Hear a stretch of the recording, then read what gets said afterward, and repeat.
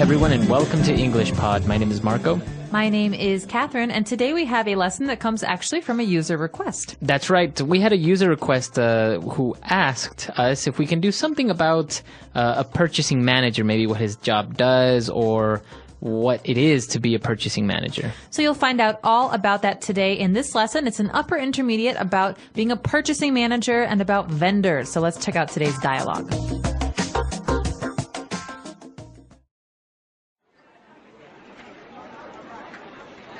Good morning, Angela. How have you been lately? Morning, Michael. I've been very busy lately. One of our other vendors is going out of business, and I've been searching for a suitable replacement. Well, rest assured that you can count on us to be here for the long run. Please sit down. Coffee? No, thanks. I've been trying to cut down on the caffeine. I could never do that. I'd be a zombie if I didn't have my morning coffee fix. Let's get down to business then. Yes, I've come to talk with you about ordering the 8-megapixel cameras for our new Mi phone. The demand for phone cameras is growing, and Pear has been falling behind in the market. That's great. I'm glad to hear that Pear has finally jumped on the bandwagon. Right now our contract is for the 5-megapixel cameras. Is Pear still interested in having those? No, we're changing all the cameras to 8 megapixels. We were hoping that by making your company our sole supplier for cameras, we could negotiate a better deal. Surely. Let's get started by drafting a new contract.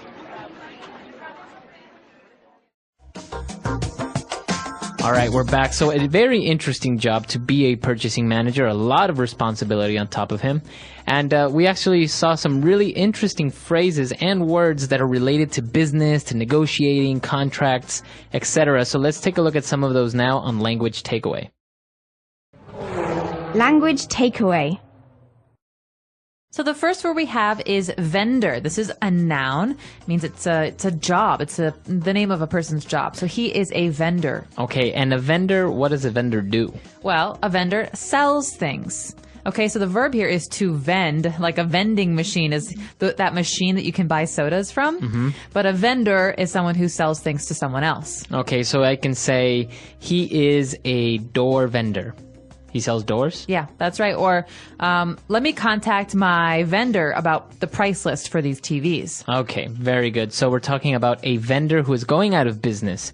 And because he's going out of business, this manager is actually looking for a suitable replacement. So this is an interesting phrase because these two words normally go together. We say, let's find a replacement. Okay, that's good, but really we want a suitable replacement. And so first of all, the word suitable means like appropriate or good. But what about replacement? What does this mean? A replacement is something that takes the place of. It replaces something else. So for example, we have our vendor who went out of business. So what we are looking now for is another vendor, but not just any vendor, a suitable vendor, one that has the things that we need or the prices that we need, and in order to replace the one that went out of business. Right, so we could say this about other things, not just people. For example, if I break my iPhone, my cell phone, very expensive phone, I am upset about it, but when I buy a new one, I don't want a cheap one. I want a suitable replacement, one that's about the same as the old one. That's right. So you maybe you don't get the exact same one, but you get one that's very similar. Exactly. Okay, very good. So now they're going to talk a little bit about the contract, but they kind of do a little bit of small talk, and they're talking about coffee, and he says, well, you know, I'd be a zombie if I didn't have my morning coffee fix. I know how that feels. This is a person who loves to drink caffeine to wake up. Mm-hmm. And so we talk about a fix as being something that you need. Okay? My coffee fix means the coffee that I drink in the morning to survive. That's right. Okay, so we know the verb to fix is to make something good again, to repair. But in this case, we're taking fix as a noun, and we're saying that it's something that you need, like you said. For example, maybe in the morning you need your English fix, and so you'd listen to EnglishPod. Exactly. You need it so much, it's like a drug. That's right. Very good.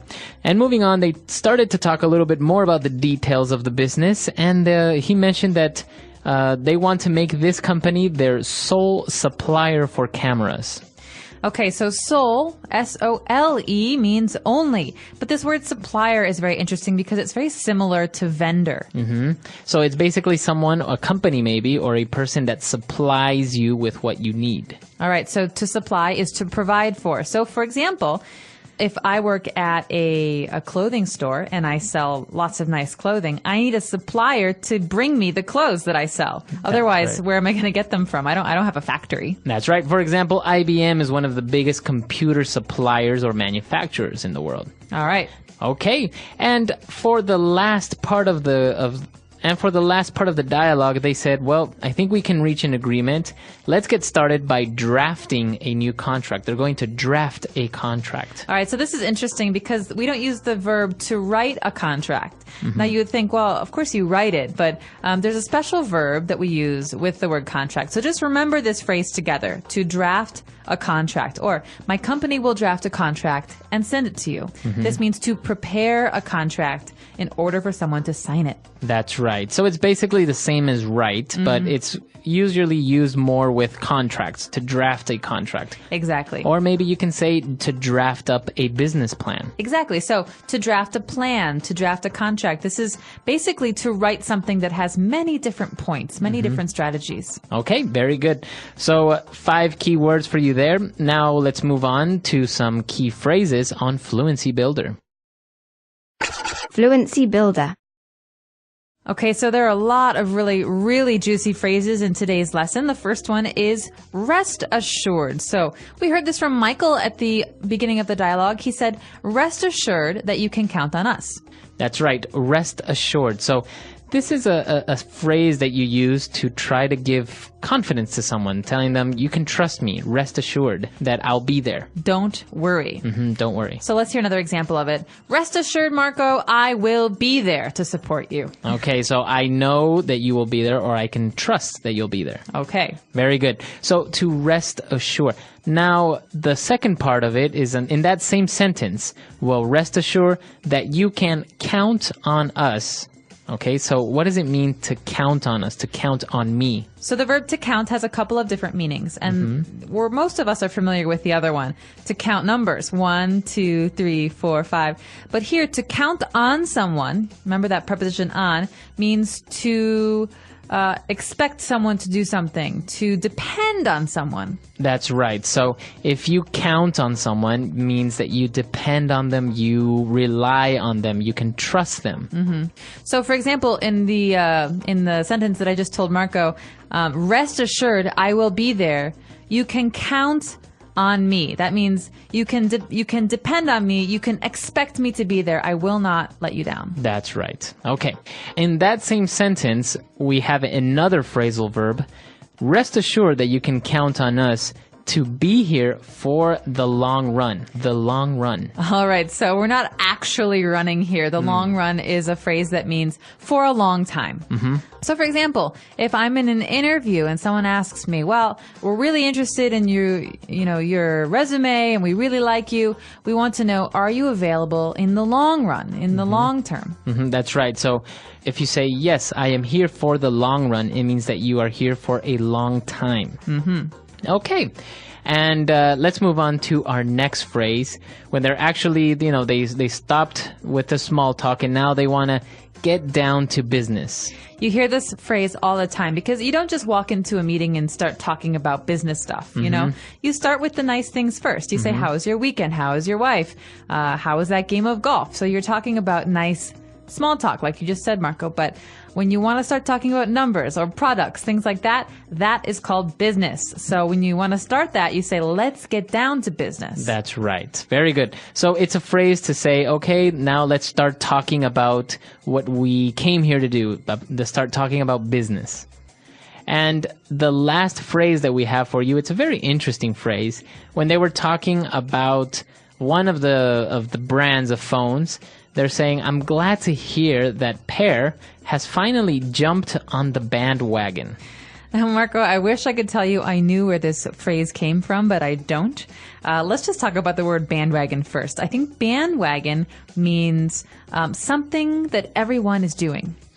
That's right. So I think if everyone is, likes the color purple, and all of a sudden you like the color purple, then that means you just jumped on the bandwagon. All right, I jumped on the bandwagon. So you think of a wagon as like You know, before they had cars, they had wagons. They're wooden and they have wheels and they're pulled by a horse. And so everyone is on there and they're all going somewhere. And I wasn't on it, but I jumped on the back. That means I joined everyone. I started to do what they're doing. That's right. So I guess you agree with them, or you're going towards in the same direction that everyone else is going.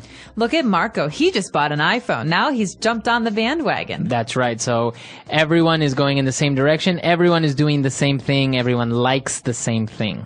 So to jump on the bandwagon, you can use it in the business sense. For example, if somebody is not agreeing with you or somebody doesn't want to support your project, you can say, I would really appreciate it if you jumped on the bandwagon and supported us on this. That's right. So it's not always a bad thing, but remember that the verb that is synonymous with this is to conform. Okay, to do what everyone else is doing. That's right. Okay, so a lot of interesting things here. Let's listen to our dialogue one last time.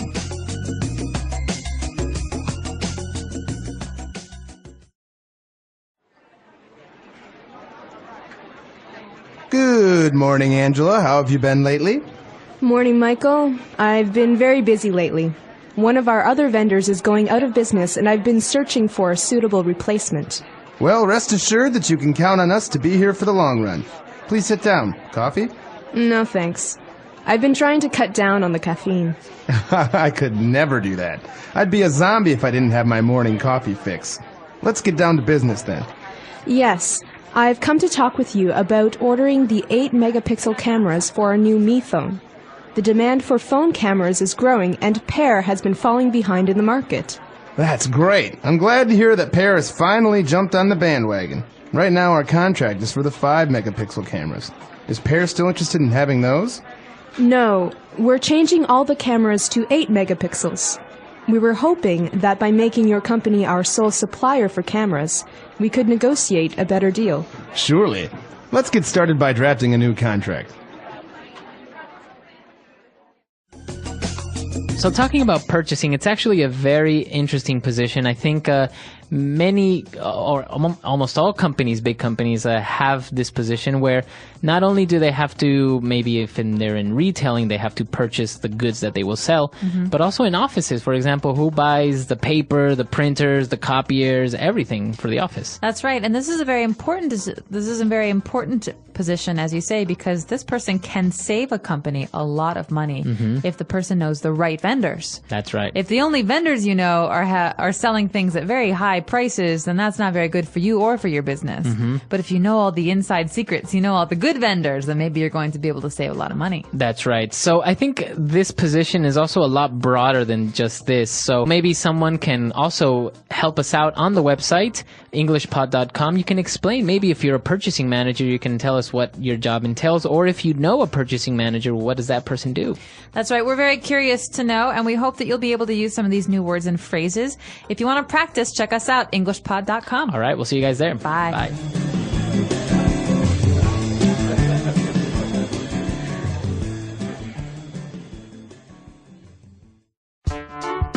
The English Pod Audio Review. Listen to the meaning, then say the vocabulary word. Having the right qualities. Suitable. To be sure. Certain. Assured. Phrase used to express a long period of time. Long run. A formal written agreement between two or more people. Contract. To reach an agreement on money, terms, etc. Negotiate. Unique. One and only. Sole. Person or company who sells you goods. Supplier. A long period of time. The long run. Let's try that faster. Having the right qualities. Suitable. To reach an agreement on money, terms, etc. Negotiate. Phrase used to express a long period of time. Long run. Unique. One and only. Soul. A long period of time. The long run. A formal written agreement between two or more people. Contract. To be sure, certain. Assured. Person or company who sells you goods. Supplier. Now say the word and hear it in a sentence. Suitable. Suitable. Suitable. Long run. Long run. Long run.